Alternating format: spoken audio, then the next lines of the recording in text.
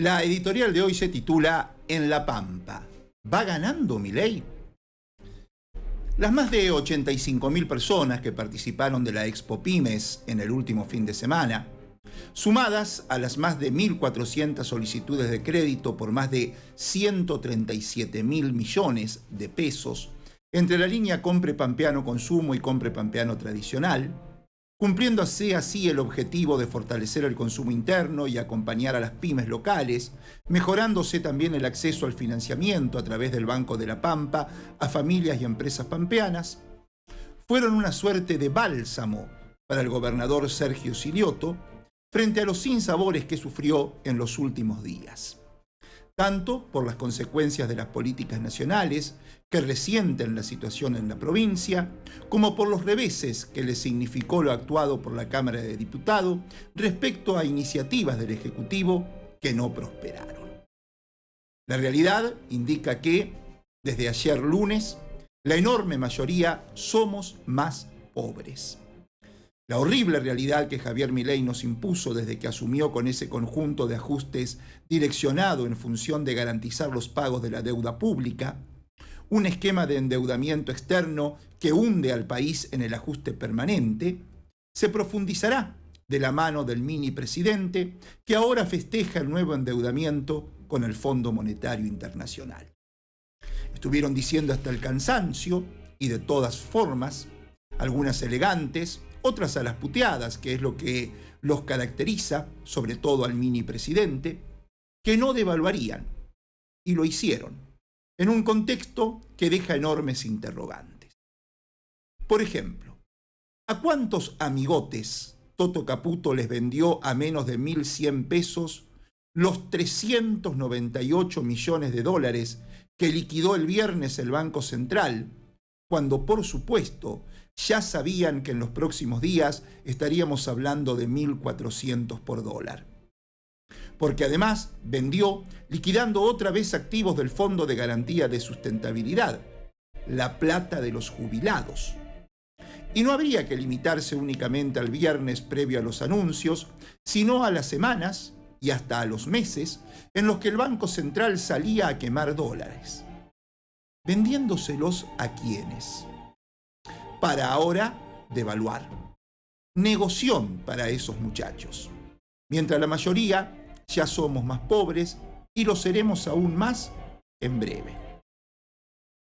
Después de una semana donde el paro de la CGT se sintió mucho, pese a la carnereada de los de la UTA, desde el gobierno dijeron que el 95% de los trabajadores no se plegó, pero a la vez reconocieron que el paro significó un costo de 880 millones de dólares.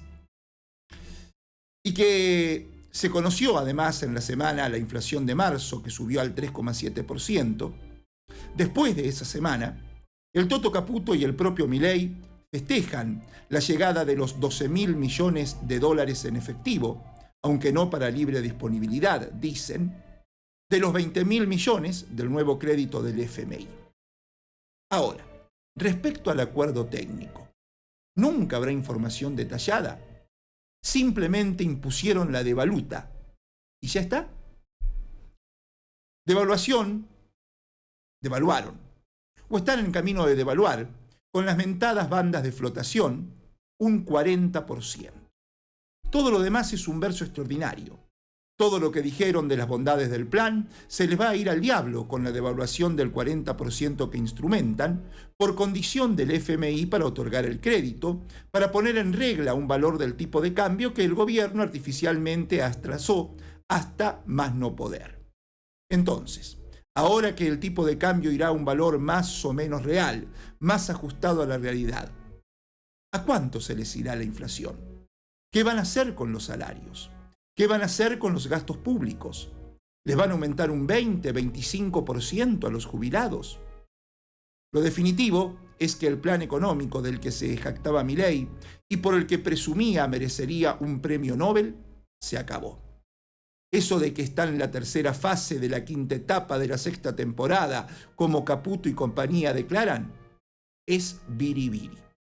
Se acabó el plan económico. Por eso, No existe eso de que Scott Bessent, el secretario del Tesoro de Estados Unidos, vino a elogiar y respaldar el plan económico del mini presidente. Hasta ahora es una incógnita gigantesca el para qué vino Bessent y para qué sus reuniones con Milei, con los dueños del poder en la Argentina, o sea, la Cámara de Exploración y Producción de Hidrocarburos, la Asociación Empresaria Argentina, la Unión Industrial Argentina y el Consejo Interamericano del Comercio y la Producción, y con AmCham, la Cámara de Comercio Argentino-Norteamericana. ¿Habrá sido para pergeñar la salida de las relaciones comerciales con China, sustituyéndolas por carnales con Estados Unidos? ¿O habrá sido para encaminar la dolarización de la moneda de uso corriente en la Argentina, entregando así la soberanía monetaria de nuestro país? Lo cierto es que desde que Trump decidió declararle la guerra comercial a China, el mundo es un desquicio y todo puede pasar. Como que con la caída de la globalización volverán las cadenas cortas de abastecimiento. Por ejemplo, el histórico eje Buenos Aires, Lima, Bogotá, Caracas, para cuya demanda de combustible bastará la energía fósil, con lo que los yacimientos petrolíferos convencionales, cercanos a las zonas urbanas, tendrán ventajas. En ese marco fue sensacional lo logrado por la provincia de Santa Cruz, que se quedó con los yacimientos convencionales de YPF, y la provincia gobernada por el peronista Claudio Vidal rompió con la lógica de que las operadoras, al abandonar sus concesiones, trasladaran el pasivo ambiental a las provincias o a las empresas entrantes.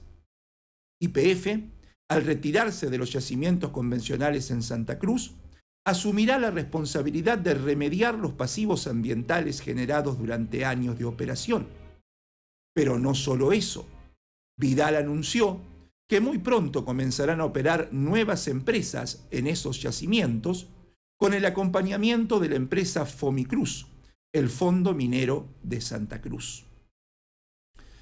Mientras tanto, el gobernador Silioto ya no podrá resolver como él quería la cuestión Medanito, cuya concesión vencerá a mediados del año que viene, pero que él ya la quería encaminar a finales del año pasado. Fue muy duro el golpe que sufrió en la legislatura la semana pasada, cuando 3 de los 4 bloques emitieron sendos dictámenes en relación a su proyecto de llamado a licitación pública nacional e internacional para explotación, transporte y distribución de hidrocarburos en el área hidrocarburífera El Medanito. Los 3 despachos difieren sustancialmente con el proyecto del Ejecutivo. Básicamente, todos proponen la realización del Data Room, que revelará toda la información del área a licitar antes de aprobar la iniciativa, y solo el del PRO coincide con la necesidad de disminuir significativamente las regalías que la concesionaria le pagará al Estado. Los macristas proponen el pago del 15%. Los radicales hablan de un porcentaje que mejor garantice los intereses de la provincia. Y el del bloque oficialista, lejos de la baja que manejaban en el Ejecutivo, hoy las regalías son del 35% y se especulaba con disminuirlas al 15%, establece un 20% de regalías. Es tan diferente el dictamen del bloque PJ respecto al proyecto enviado por Silioto, por más que en su presentación Daniel Lovera dijo que lo tenían desde noviembre, cuando fracasó la sesión para tratarlo. Es tan diferente, el dictamen decía, que el Taco Marín, el negociador activo del gobernador, por ser presidente de bloque, que esa tarde no estuvo en el plenario de comisiones.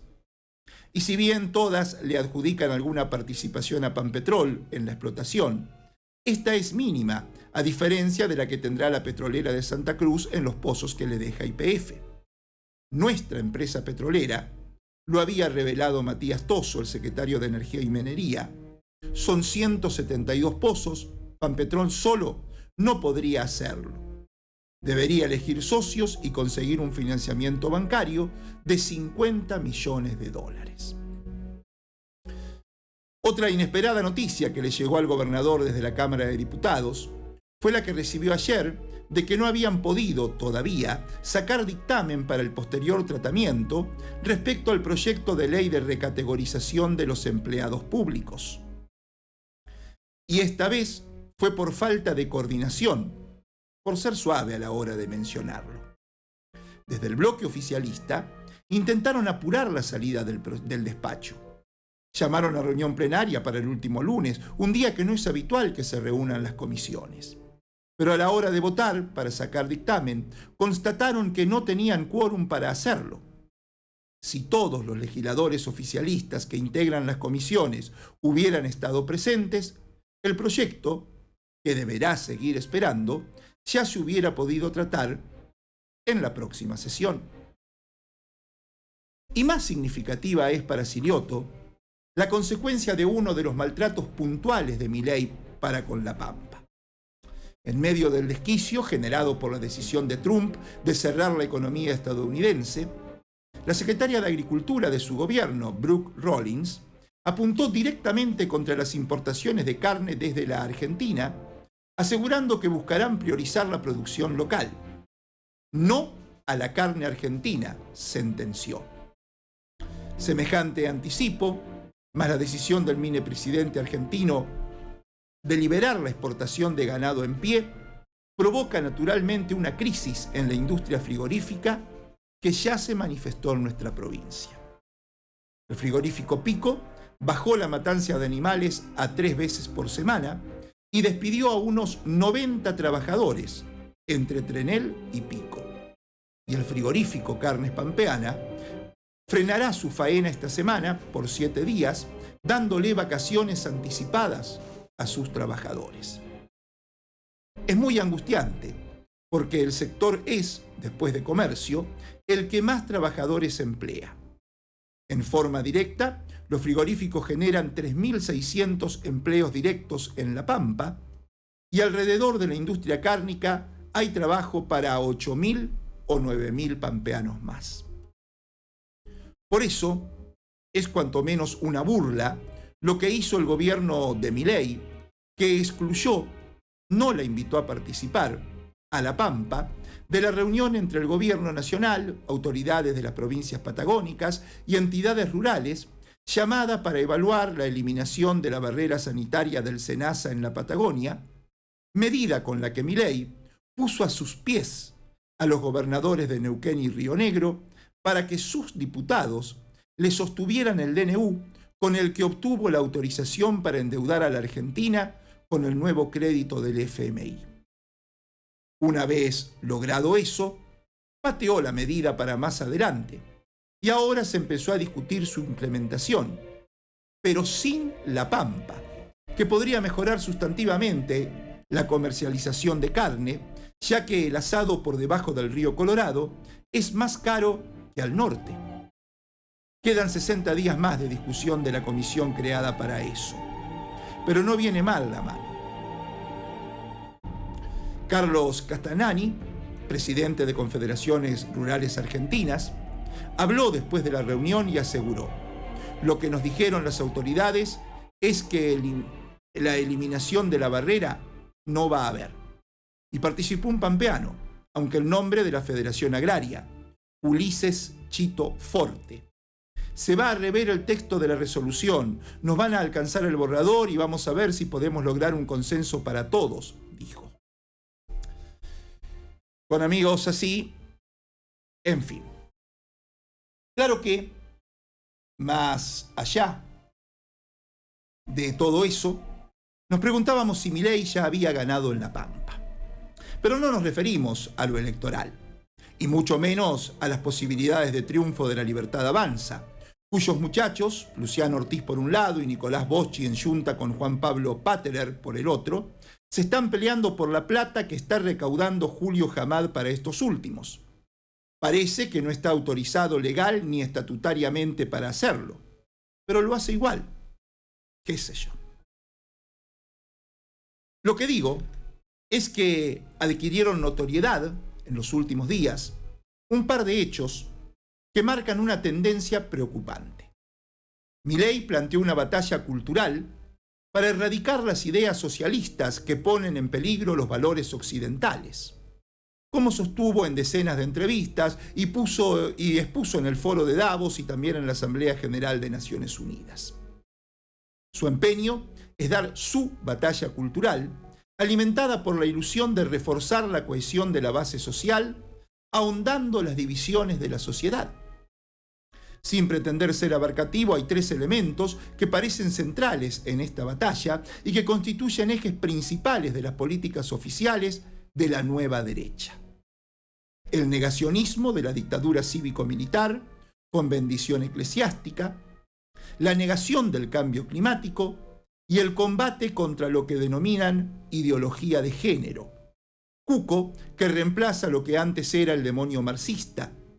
Curiosamente, para Agustín Laje, divulgador de esas ideas en las redes sociales y hasta en un libro, feminismo y marxismo van de la mano. Y en línea con esas pretensiones libertarias, un juez y un intendente tomaron decisiones que estarían demostrando que las mismas se van imponiendo, desgraciadamente.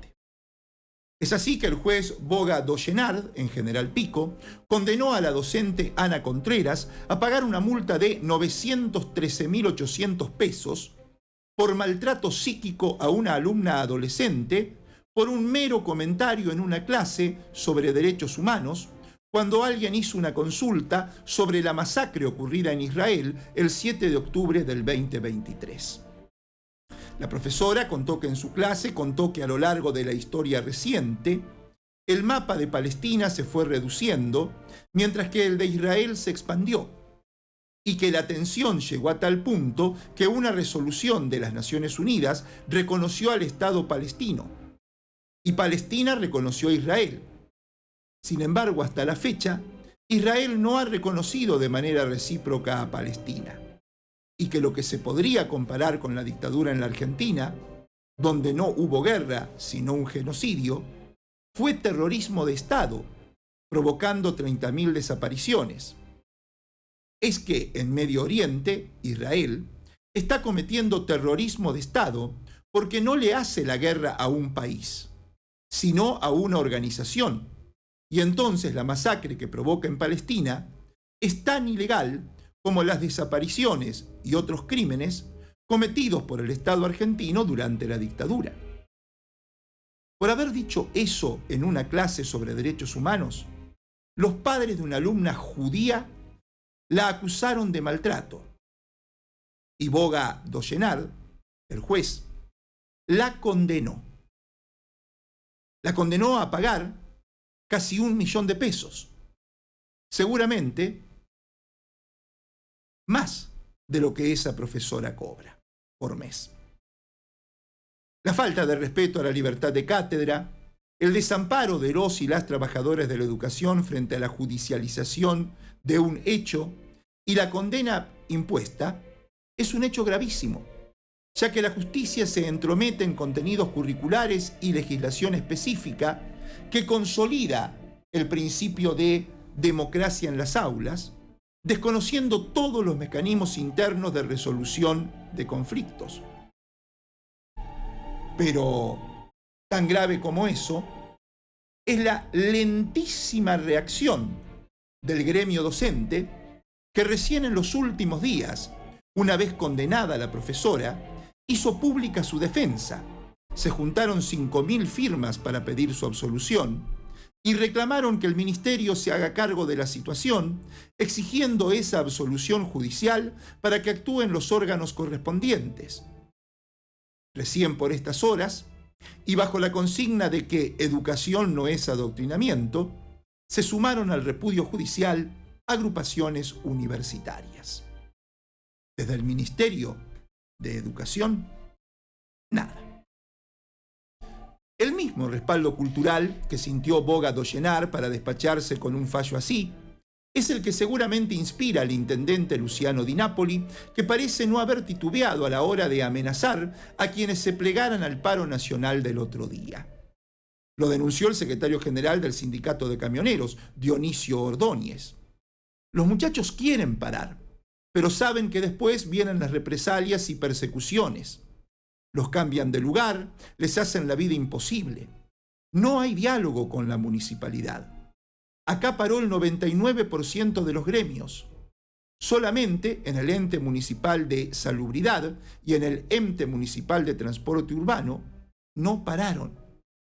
Somos los únicos, porque a nivel país los trabajadores que recolectan basura pararon todos, dijo, para después revelar que en la última semana el municipio echó a un trabajador del EMSU y suspendió a otros 2. Y finalmente, rematar. Esto es una dictadura. La gente vive con miedo y se dicen que son peronistas. En el entorno del intendente se habla de una cercanía con Sabino Vaca Narvaja. En los próximos días estará presentando un libro junto a Copete, ex embajador de China, cercano a Miguel Pichetto. Además de que está en la búsqueda de una referencia nacional imprescindible para sus aspiraciones futuras, dicen que los emparenta su convicción de que los tiempos han cambiado. Pero por el contrario, a la batalla que propone Milei hay que darla, no eludirla, y mucho menos cambiar de convicciones por temor a perderla. Urge darle batalla a esos negadores de la justicia social que hoy atormenta a la enorme mayoría de nuestra población. Y justicia social es poder pagar la luz sin que te la corten, es poder comer las 4 comidas, es hacer un asadito el domingo, es tener los remedios. Las batallas se deben dar igual, porque hay que enfrentar a los grupos de poder, a los monopolios de la alimentación, a los que nos endeudaron y la fugaron. A la derecha se la combate con justicia social. El título de esta editorial fue En la Pampa. ¿Va ganando Milei? Mi nombre, Javier Alejandro Urban.